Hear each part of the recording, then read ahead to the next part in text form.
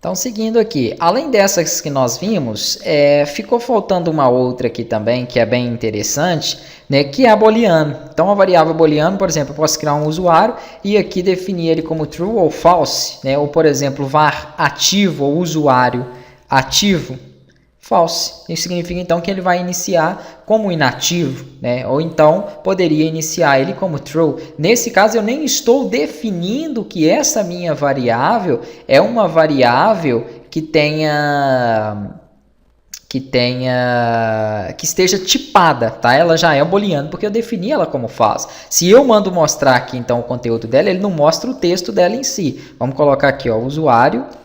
É o usuário ativo. Se você pressionar Ctrl+ de espaço, ele mostra para você aqui o que tem relacionado, né, ao projeto aqui com essa estrutura, tá? Então ele começou como falso. Ó. Se aqui está true, pronto, eu vou saber se ela está ativa ou não. Depois poderia fazer alguma verificação para saber se aquele usuário é ativo ou não, dependendo de ele estar ativo, eu faço algo a partir de então. Então, nós temos como trabalhar, né, essas estruturas. Se você não quiser fazer desse jeito, você pode utilizar o bool também, tá? Então, dessa forma aqui, ó, ele vai funcionar e vai conseguir rodar. Então, ele tanto entende que é uma variável ou um bool, beleza? Então, poderia utilizar ali na frente dos outros o inteiro, o string e assim por diante. Aqui nós temos o exemplo dela, né, da booleana, como foi falado aqui. Além dessas variáveis, deixa eu ver aqui, nós temos os runs também. Mas o runs, ele é mais para poder mostrar, vamos pegar aqui esse main, é mais algumas, como se fossem uns emojis, uns caracteres especiais, tá? Vou colocar aqui para baixo, ó.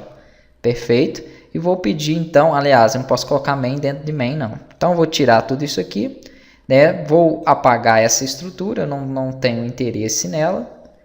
E vou colar aqui o main. Beleza, vou mandar rodar. Então, ele vai me mostrar que, com base nesse roles aqui, ó, esses caracteres, ele tem esse emoji. Beleza? E aqui são outros que estão aqui abaixo, né, que são os roles que são encontrados. Se eu colocar aqui no Google, ó, vamos pesquisar aqui.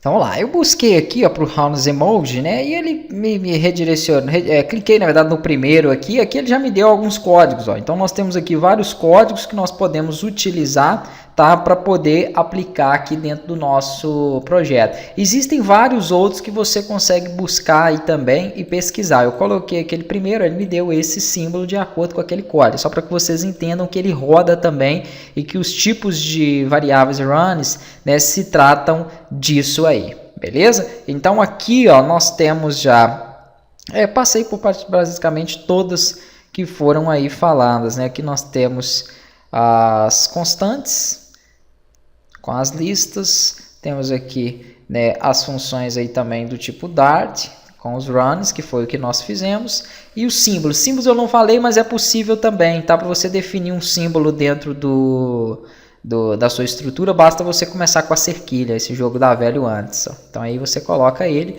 e o nome que você define, né, um elemento, uma variável do tipo símbolo. Dando sequência, nós vamos ter agora as funções que devolvem valores. Por exemplo, aqui eu tenho uma função booleana, né, e essa função booleana ela me devolve ali um valor, ela tem um retorno para mim. Né? Nós vamos estudar um pouquinho mais sobre as funções, vamos depois também verificar um pouco melhor sobre essas condições aqui, né, de valores que são aplicadas aqui dentro das funções, tá? Então a função booleana está aqui como null, né? E aqui nós temos o atomic number. Está dando um erro aqui na verdade, porque ele está como se fosse uma...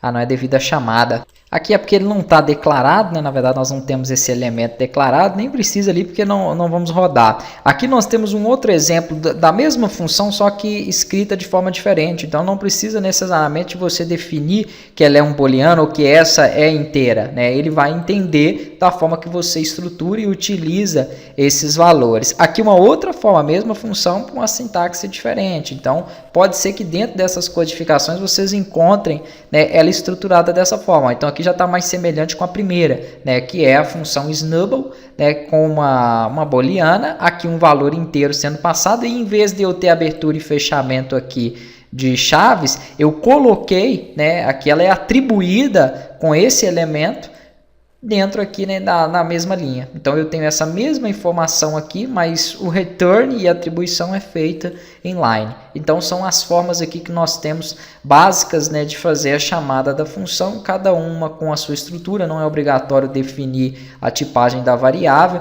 né, mas você consegue fazer então com essas estruturas ali.